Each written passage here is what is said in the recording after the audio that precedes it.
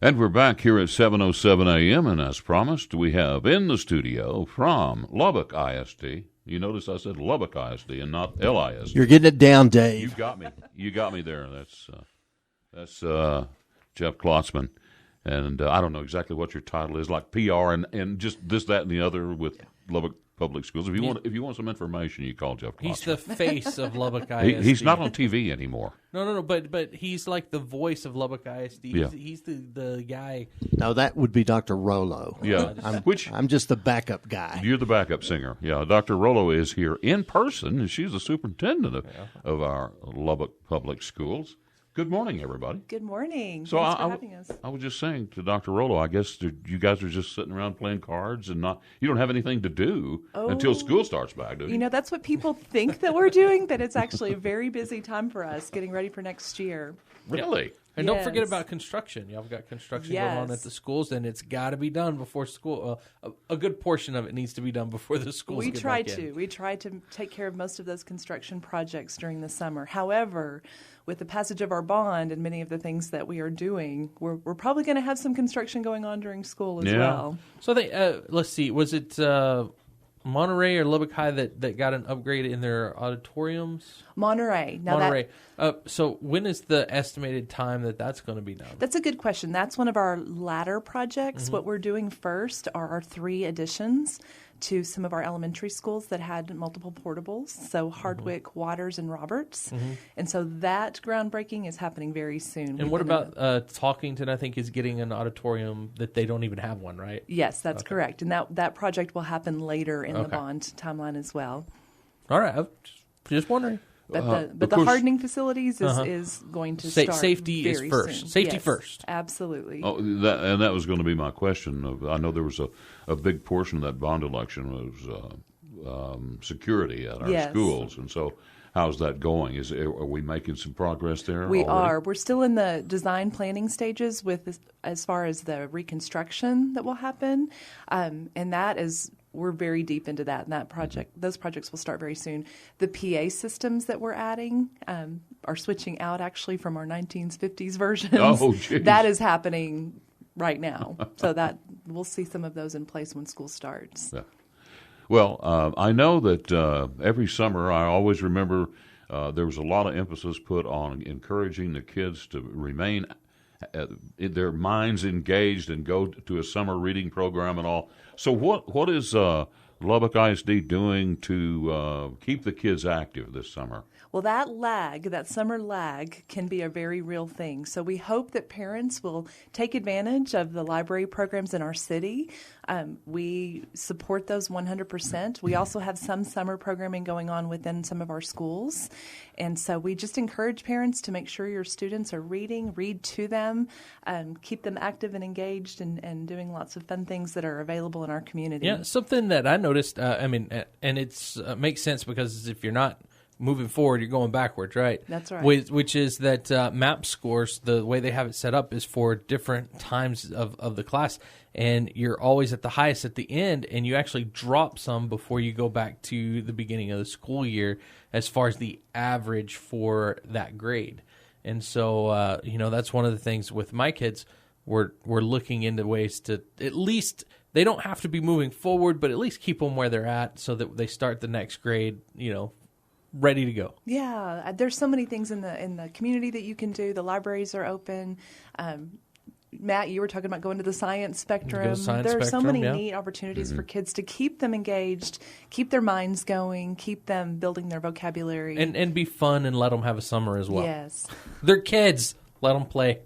Yeah. A friend of mine had a summer bucket list, and they posted it on Facebook, and I loved it because it had just fun activities that you can do with your kids. Go fishing, have a lemonade stand. We get Lubbock Public Libraries are very good about sending out what they're doing, and they're doing something every day at least one of their branches, usually 2 or more. Yes. But like today, for example, you can take computer classes at the Patterson branch for free. That's great. And particularly for those kids that probably, I don't know how young they use computers now.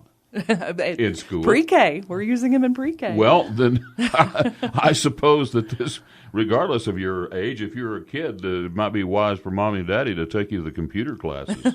But that's just one of many things that they offer. I mean, tomorrow they've got crochet. That's great. I don't know how that relates, but there's all kinds of educational things that our local libraries are doing. And I've always said, when I served on the library board, it was amazing to me all the things I found out. Most people, I believe, think that you go to the library and you rent a book and you leave, but there are so many other things that the library does, and particularly it's a great place for the parents to find out all those things that they can engage their kids in. They have so many summer reading programs and things like that. That's great. So we also want to talk about the summer meals reminder that there are meals available for the students that otherwise wouldn't financially be able to purchase, or their parents aren't able to provide them lunch. Yes. During the school year, you feed 40,000 meals every day? Well, yes, both Wow. in 2017 and 2018. And so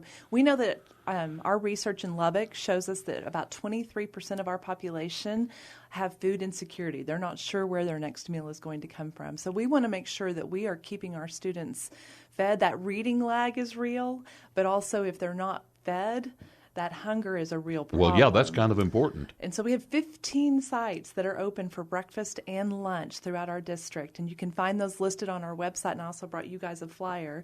And you can come between 7:45 and 8:45 for breakfast. Any student 18 or younger Is that Monday through is Friday? eligible for that free meal, Monday through Friday. And then, it may be Monday through Thursday.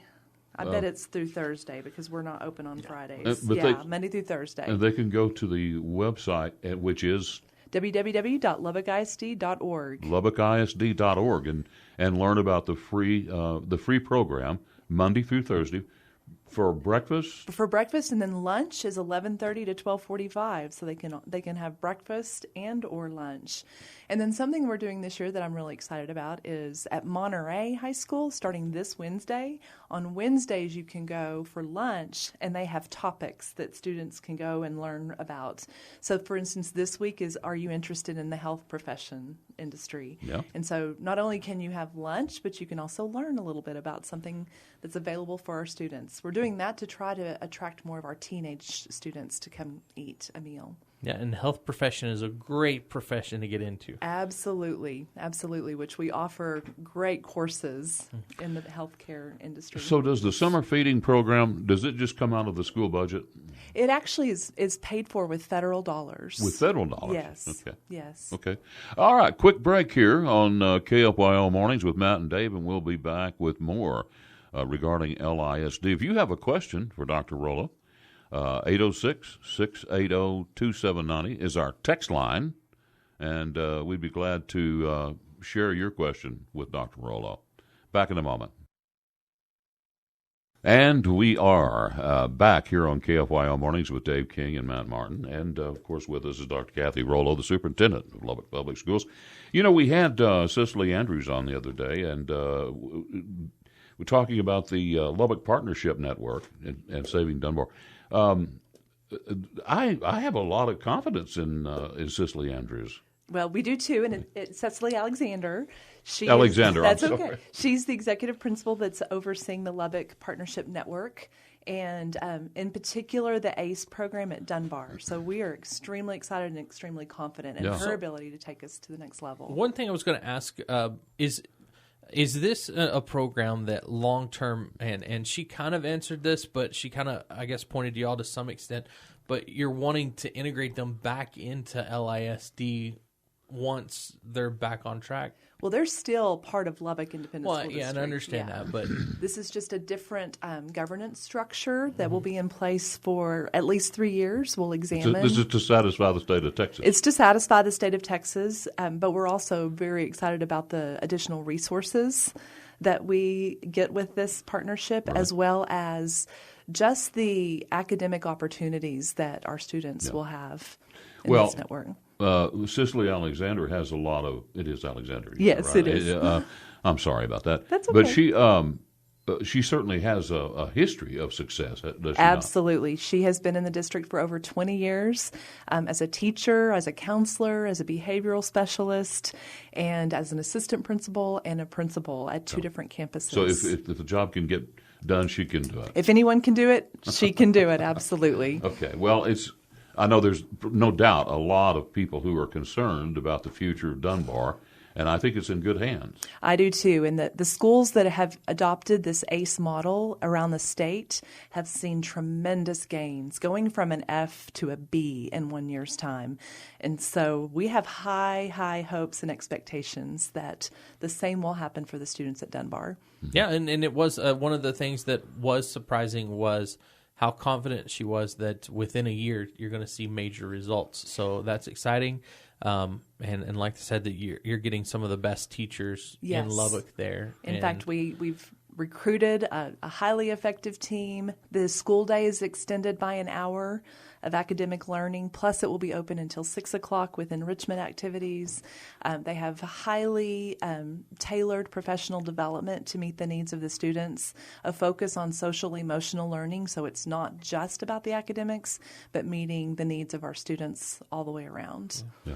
So, go ahead. Well, I was going to say, let's talk about what's going on, or what went on, I guess, in Austin, and how what went on there this past few months has affected us here in Lubbock as far as education. Yes, we are extremely grateful and excited about the work that our legislators did this time in Austin. So, and grateful to our own representatives for the work that they did as well. So we will see an increase in our revenue, but the good thing is the majority of that revenue is coming from the state's share, and property taxes have actually been compressed. So it's a win-win for property owners, and it's a win-win for the school district as well. So is the rollback rate going to affect Lubbock ISD at all?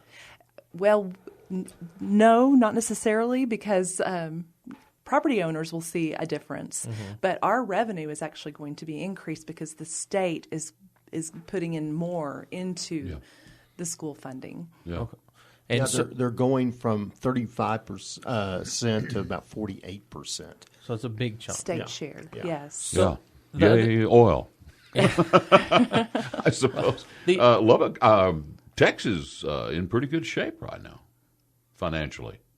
Well, So- seems to be. But Yeah, we're so, glad they're sharing that wealth. And I think they're sharing it in the right areas, too. And education couldn't possibly be more important. Now, one of the other big things is that teachers are going to receive raises. Do you have any idea how much that's going to be yet, or We what kind of don't percentage know. we're looking at? In fact, our chief financial officer, I'm sure, is already at the office. He has covered a conference room table with. We just now are getting our initial runs on what this House Bill 3 looks like for us, and it hasn't been signed by the governor yet. Yeah, so it's we not know it quite will there be. yet. But Well, have you been in close communication with our local Congress, our local representatives? yes, absolutely, throughout the session. And so they have pushed for us. Yes, they have. They Of course, absolutely this have. will be statewide, will it not? Not Yes, just Lubbock. I yes, mean, it is statewide. And so we don't know what our additional revenue will be, but we know we will have additional revenue. And the largest share of that will go toward teacher raises. Is it allocated toward teacher raises, or did they take that out? I know the Senate had put an allocation directly to teacher raises, or is this money just going to the district and it's going to be funneled to the teachers? So the Senate had a version and the House had a version. Right. When they came together and made a compromise Right. decision, it's not a set amount of teacher raises. They want us to prioritize teachers who've been in the field 5 or more years. But we have not seen details on what that looks like yet. But a certain percentage of additional revenues is expected to go toward teacher raises. And So with, I don't know about LISD, but with a lot of schools, there's a minimum, like a starting salary, and then there's a maximum. Is this going to raise the maximum? yes, it will Okay. raise the maximum salary Yeah, and the starters, schedule. too. Yeah. So the ones that have been here, I guess, 20, 30 years that are kind of hitting the top end, they're going to see a big raise as well. Yes, but we also know that we want to attract people to the field. Right. And so Exactly. that 1 to 5 year range of teachers is important to Lubbock ISD as well. We've been talking a lot on this program about the phenomenal growth of Lubbock. I mean, businesses. We had the home builder on yesterday talking about just crazy the way home. Whoops, looks like we're out of time. But quickly, do we see growth in students at Lubbock ISD? Within our boundaries, no. We actually have had a slight decrease because most of that growth is happening in our districts that are south and west of Lubbock. Well, we run up against the clock, and we got a ton more stuff that we could talk about, but we got to run. And well, so I'll be glad back to have next you. month. Okay, Thank that's you. great. All right, Dave and Matt in the morning here on KFYO will return with more after this.